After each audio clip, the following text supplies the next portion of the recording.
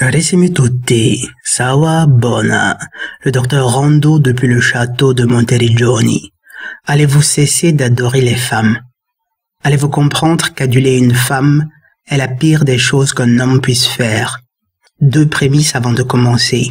La première, je ne suis pas misogyne, et vous ne devriez pas l'être. La deuxième, la violence n'est jamais la solution à adopter. N'usez jamais de violence contre une femme. Elles ne sont que des enfants gâtés qui ne savent pas vraiment ce qu'ils veulent. Tant que vous n'avez pas trouvé et compris comment remettre une femme à sa place, et j'en parlerai dans une autre vidéo, contentez-vous de les tenir à distance et de vous fortifier. Commençons. Pourquoi les hommes ont-ils fait des femmes leurs déesses dans la société contemporaine? Pourquoi le monde est-il devenu si gynocentrique? D'abord, qu'est-ce que j'entends par gynocentrisme?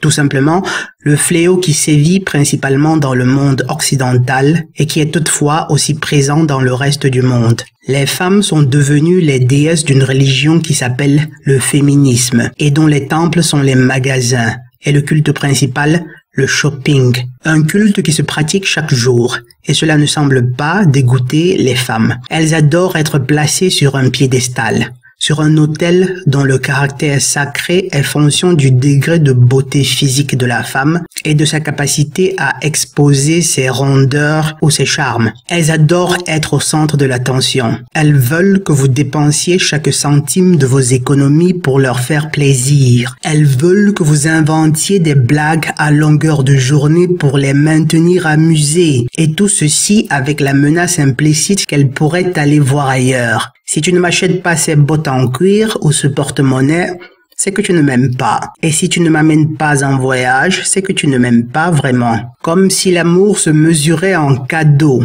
Du moins, pas l'amour des hommes. Celui des femmes, par contre, si. Le pire, c'est que de toute façon, elles vous trahiront quand même. Car si dans les sociétés d'antan, qui étaient dominées par les hommes, la perfidie féminine était sous contrôle, aujourd'hui, elle a été déchaînée et n'a pas fini de faire ses ravages. Cessez d'aduler les femmes et arrêtez d'essayer de leur faire plaisir. Car à la base, c'est même une mission impossible.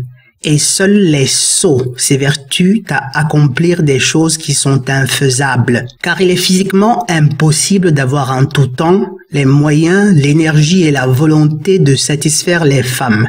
Au-delà de la perpétuité de leurs requêtes, il y a aussi le fait qu'elles vont grandissant. Pourquoi vous ruineriez-vous pour une femme qui ne vous aime pas ?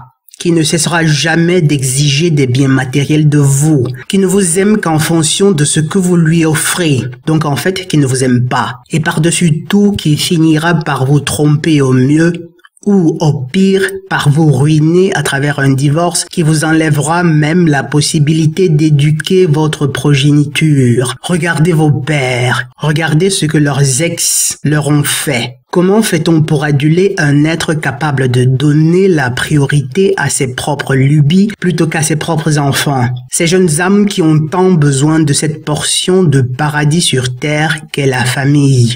Mes chers amis, sauvegardez vos âmes, conservez votre paix d'esprit et votre sérénité. Cessez d'aduler les femmes.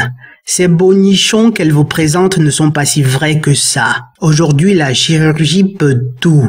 Et même s'ils étaient vrais, ils ont une date de péremption et ne valent pas votre paix d'esprit. Cessez de les aduler. Apprenez à dominer votre cerveau reptilien. C'est lui qui fait de vous l'esclave des femmes. Pensez aux rêves que vous aviez. Pensez aux grandes idées que vous auriez pu accomplir. Pensez à tout ce à quoi vous avez dû renoncer pour vous dédier à cette femme qui a quand même fini par divorcer, qui a quand même fini par cesser de vous aimer, si tant est qu'elle vous ait jamais aimé. La ruine financière dans laquelle les femmes laissent leur mari devrait à cette heure vous avoir fait comprendre à quel point elles sont incapables d'amour et de compassion. Peut-être que c'est un peu répétitif, mais ça en vaut la peine. Pourquoi renonceriez-vous à vous taper tout un tas de filles plus jeunes et plus belles les unes que les autres pour mener une vie d'esclave au profit d'une femme qui ne vous apportera que tristesse et misère? Ce n'était pas ça l'idéal de vie des hommes, mais elles nous y ont poussé.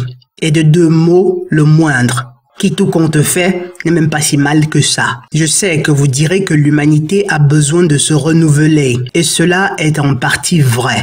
C'est absolument légitime. Sauf qu'afin de poursuivre la destinée cosmique de l'humanité qui passe par la reproduction de l'espèce, chacun des sexes était censé reconnaître et assumer son rôle.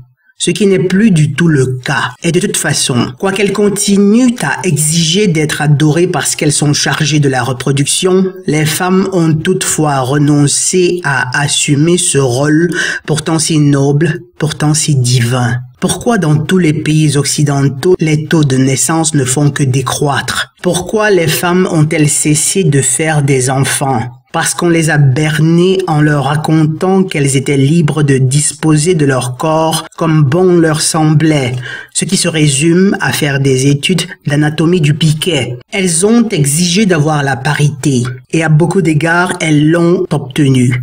Sauf que cette parité ne concerne que le côté plaisant de la chose, baiser à volonté et avec qui on veut. Gagner du fric, mais surtout pas donner un coup de main, mais surtout pas prendre ou assumer des responsabilités concrètes. Vous ne devez pas aduler les femmes, vous ne devez pas leur donner la priorité. Les seules personnes qui puissent faire l'exception à cette règle, c'est peut-être vos mamans.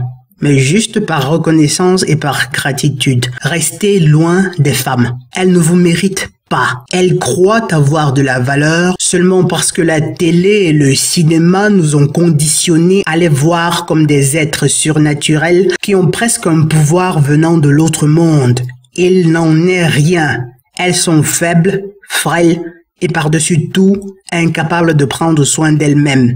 Et pire encore, incapables d'un quelconque bien si elles ne sont pas supervisées. Elles croient avoir de la valeur seulement parce que les produits cosmétiques leur permettent de porter des masques qui ne sont qu'une illusion. En fait, c'est dans notre faiblesse qu'elles trouvent l'illusion de leur force. Pour ceux d'entre vous qui sont des chrétiens, rappelez-vous que votre Bible vous recommande de ne vous marier que si vous ne trouvez point la force en vous de vous passer des femmes. Il fut un temps où les femmes étaient aimées et protégées lorsqu'elles étaient encore des femmes.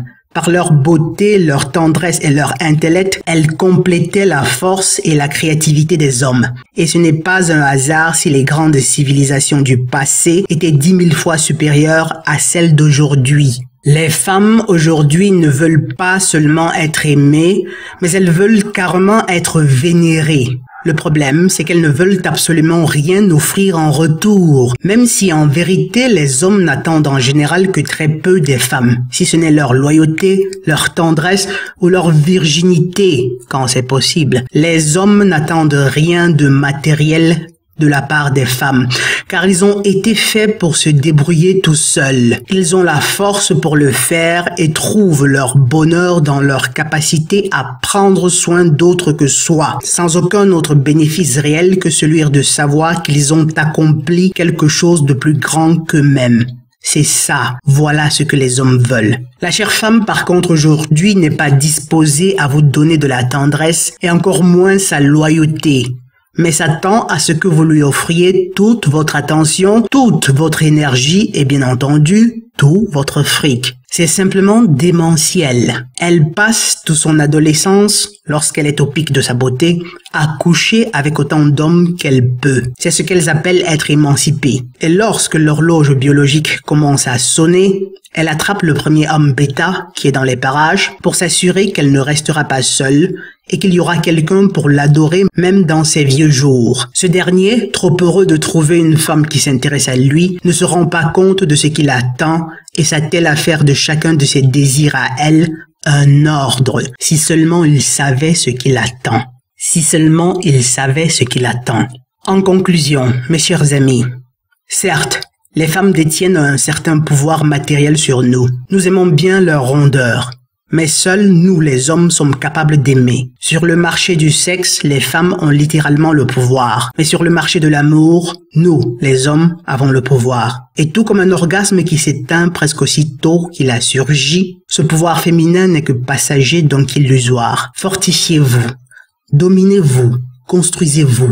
Il y aura toujours de belles femmes. Elles auront toujours besoin d'être guidées par des hommes forts. Les femmes recherchent toujours et instinctivement des hommes qui les remettent à leur place lorsque leur perfidie naturelle essaye de reprendre le dessus. C'est pour cette raison qu'à partir du moment où vous adorez une femme ou que vous lui donnez la priorité sur vos propres intérêts, elle commence automatiquement à vous mépriser parce qu'elle voit en vous un homme faible qui non seulement est incapable de voir à quel point elle est perfide, mais qui est aussi incapable de se dominer. C'est inéluctable. Les femmes ont une si basse estime d'elles-mêmes, et c'est fondé, que lorsqu'un homme tombe éperdument amoureux d'elle, elles comprennent que soit c'est un imbécile qui n'est pas sûr de lui, ou alors un homme envoûté par son charme féminin, ce qui fait de lui un parfait imbécile qui se met dans la condition dans laquelle les femmes adorent voir les hommes. Amoureux fou, donc susceptible de contrôle et de manipulation. Voilà, c'est tout pour aujourd'hui. Vous connaissez la règle. Si c'est ma première vidéo que vous écoutez, je la considère comme une avant-première. Si c'est la deuxième, je veux encore être magnanime. Mais si c'est déjà la troisième au plus, vous avez le devoir de liker et de vous abonner, et au besoin de partager. En outre, si vous en avez les moyens, un don serait le bienvenu. Mais par-dessus tout, rappelez-vous toujours, soit nous souffrons pour nous perfectionner, soit nous souffrons de nos imperfections. Je suis le docteur Rondo depuis les tours du château de Monteriggioni. Sawa Bona.